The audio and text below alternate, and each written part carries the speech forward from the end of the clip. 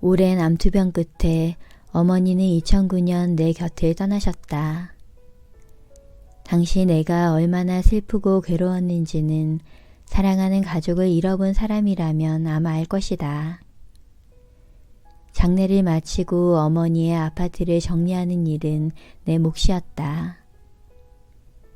어머니가 생활하시던 집은 방 하나짜리 작은 아파트였지만 그 안에는 물건이 빼곡히 들어차 있어 발 디딜 틈이 없을 정도였다. 쇼핑광이었던 어머니가 사들인 물건들이 차곡차곡 쌓여져 있었다.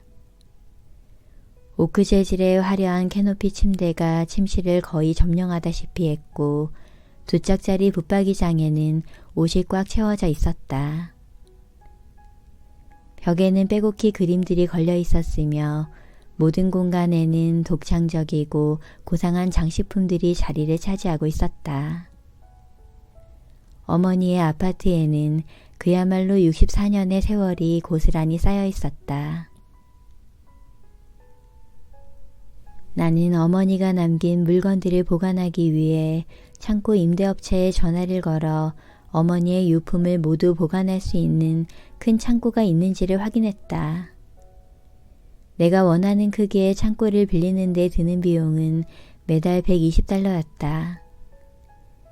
매달 치러야 할 비용이 부담되지 않는 것은 아니었지만 나는 어머니가 남긴 유품 그 어느 것 하나 보내고 싶지 않았다. 어머니의 숨결이 담긴 물건을 어디에든 우겨 넣어서라도 모두 간직하고만 싶었다. 그래야만 언제든 내가 원할 때 어머니의 물건들을 들여다보러 갈 수 있으니까. 그래서 나는 어머니의 물건들을 하나하나 포장하기 시작했다. 액자 하나하나, 작은 도자기 인형 하나하나, 선반마다 덮여있는 장식용 흰 깔개 하나까지 어머니의 자취를 하나도 남김없이 포장했다. 그리고는 어머니가 쓰시던 침대 밑을 살폈다.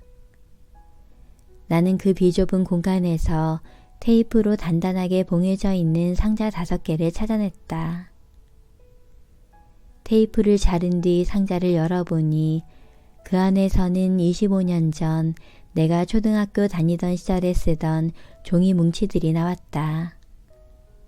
받아쓰기 시험지, 수업 시간에 쓴 공책, 스케치북 등 초등학교 5학년까지의 파편들이 거기 모두 들어있었다. 어머니는 나의 조각들, 과거의 조각들을 간직하기 위해 그 물건들을 거기에 둔 것이었다. 내가 어머니를 기억하기 위해 창고에 어머니의 물건을 보관하려 하는 것처럼 말이다. 그런데 이 상자들은 몇 년 동안 테이프로 봉해진 채 잠을 자고 있던 것들이 분명했다. 순간 나는 무언가를 간직하려는 노력이 무의미하다는 것을 깨달았다. 물건으로 추억과 과거의 조각을 간직하려는 마음이 다 쓸데없다는 것을 깨달았다. 어머니가 침대 및 상자를 열어보지 않고도 나와 나의 어린 시절, 우리의 추억을 늘 잊지 않았던 것처럼 나 또한 어머니의 물건을 간직하지 않더라도 어머니와의 추억을 떠올릴 수 있을 것이다. 어머니가 25년 묵은 종이뭉치 없이도 나를 기억했듯이 나 역시 어머니의 물건으로 가득한 창고가 없어도 어머니를 기억할 것이다. 나는 그 즉시 전화를 들어 창고 예약을 취소했다. 이후 열흘 넘게 어머니의 물건을 정리한 뒤 요긴하게 사용할 만한 사람들과 단체에 기부했다. 사진은 모두 스캔하여 디지털 액자로 옮겼더니 먼지를 뒤집어 쓰고 지하실 구석에 처박혀 있다거나 혹시 모를 화재에 소실될 위험도 사라졌다. 그렇게 어머니의 짐은 모두 정리되어 아무것도 남지 않게 되었다. 물론 이 과정이 말처럼 쉬운 일은 아니었다. 사랑하는 어머니가 쓰시던 물건들을 모조리 정리하는 일이 어찌 쉬울 수 있겠는가. 나에게도 큰 용기가 필요한 일이었다. 그러나 어머니의 물건이 있어야만 어머니를 추억할 수 있는 건 아니다. 물건은 없지만 어머니의 흔적은 모든 곳에 남아있다. 내가 행동하는 방식, 타인에 대하는 나의 태도, 그리고 나의 미소 안에서 그 흔적들을 찾을 수 있으니 말이다. 이렇게 나는 어머니의 물건을 처분하는 과정을 보내며 물건 소유에 대한 교훈을 얻게 되었다. 물건은 단순한 소유물일 뿐 누군가를 대신하지 않는다는 것. 추억은 침대 밑이나 서랍에 보관되어 있는 물건이 아닌 우리 내면에 자리하고 있다는 것을 말이다. 나는 한때 사람들이 흔히 말하는 성공한 인생이었다. 20대 후반에 이미 높은 직위에 올라 있었고 억대 연봉을 받으며 부하 직원들에게 존경받았었다. 열정적으로 일했기에 동료들 사이에서도 인기도 좋았다. 넓은 집에 고급 자동차, 원하는 것들을 넘치게 소유했던 그야말로 풍요로운 인생이었다. 사람들은 그런 나를 부러운 눈으로 바라보곤 했다. 표면적으로 봤을 때나 사회적 기준에서 봤을 때 나는 분명 성공한 인생이었으니까. 그러나 사실 나는 성공하지 않았다. 아니, 행복한 인생이 아니었다. 남들이 보지 못했던 나의 성공의 이면에는 항상 두려움과 불안, 스트레스, 우울감이 가득했기 때문이다. 나는 분명 일은 훌륭히 해내고 있었지만 충만감이나 만족감을 느끼지 못했고 자유롭지 못했다. 그건 아마 정말 하고 싶었던 일을 하지 않았기 때문일 것이다. 그래서인지 나의 내면은 늘 공허했다. 그런 내면의 공백을 물질로 채우려 하다 보니 억대의 연봉을 받았음에도 빚은 늘어만 갔다. 그렇게 나만 아는 내면의 어두움을 가득 안고 살아가던 중 내 인생을 더 힘들게 만드는 사건들이 연이어 터지기 시작했다. 결혼 생활이 파경에 이르렀으며 어머니가 암에 걸려 고통스럽게 투병하시는 모습을 지켜봐야만 했다. 속수무책으로 바라보고만 있어야 하는 상황 속에서 나는 무너졌고 정신적으로도 신체적으로도 만신창이가 되어갔다. 그러던 중 어머니는 세상을 떠나셨고 이후 내 삶은 전환점을 맞게 되었다. 어머니의 유품 정리를 하며 깨닫게 된 미니멀리즘이라는 철학이 내게 새로운 삶의 방식을 제시해 준 것이다.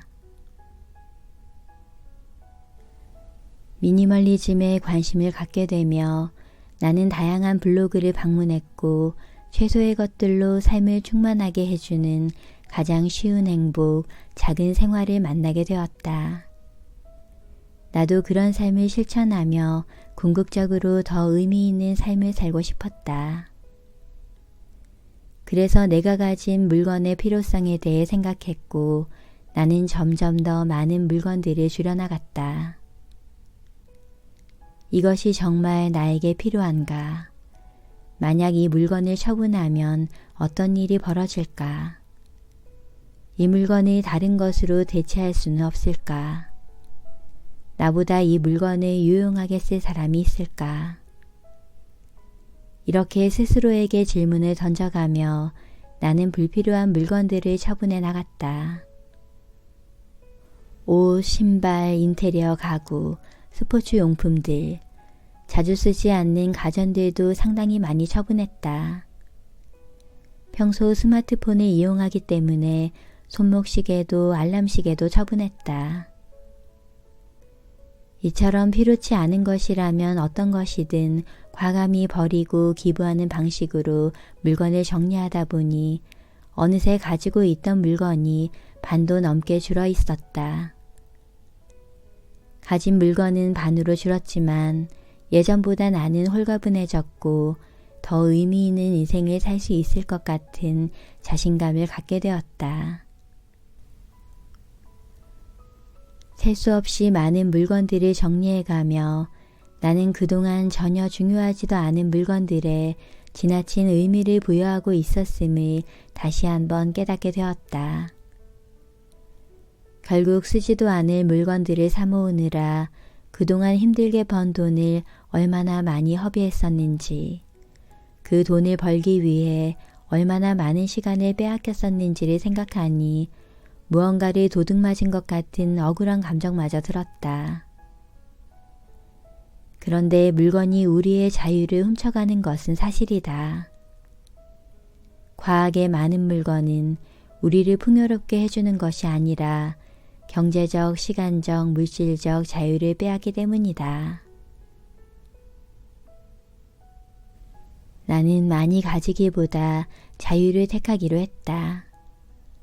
그렇기 때문에 앞으로도 물건 앞에서 필요와 불필요를 매번 고민할 것이다.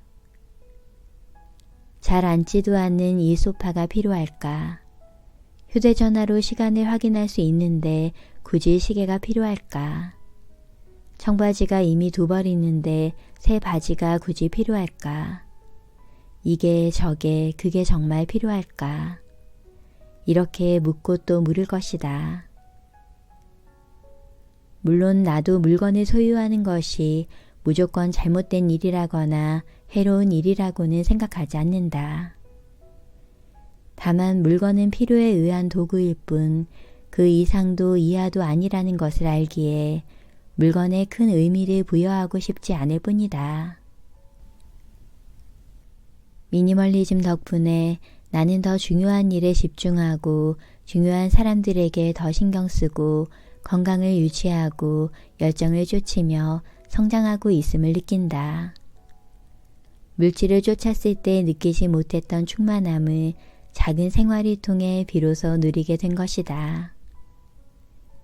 이제 나에겐 훌륭한 스펙도 좋은 집도 근사한 차도 화려한 옷차림도 전혀 중요하지가 않다. 부족할 것 없이 많은 것들을 소유했던 지난날보다 소박하고 단조로운 채소주의의 삶을 실천하는 지금의 생활이 더 편하고 만족스럽다. 물론 무언가를 놓아버리는 것은 결코 쉽지 않은 일이다. 그러나 삶의 무게를 가볍게 하기 위해서는 반드시 해야 하는 일이다. 그렇기에 마음이 불편하지 않은 수준에서 시작해 보기를 나는 권하고 싶다. 오래전부터 없애고 싶다고 생각해온 물건들 중 오늘 하나를 처분한다면 그 또한 좋은 출발이 되지 않을까. 적게 소유함으로써 더 의미 있게 사는 삶. 미니멀리즘은 더욱 충만한 삶을 살 수 있게 해주는 수단이며 또한 모든 사람이 바라마지 않는 행복을 이루기 위한 수단이다.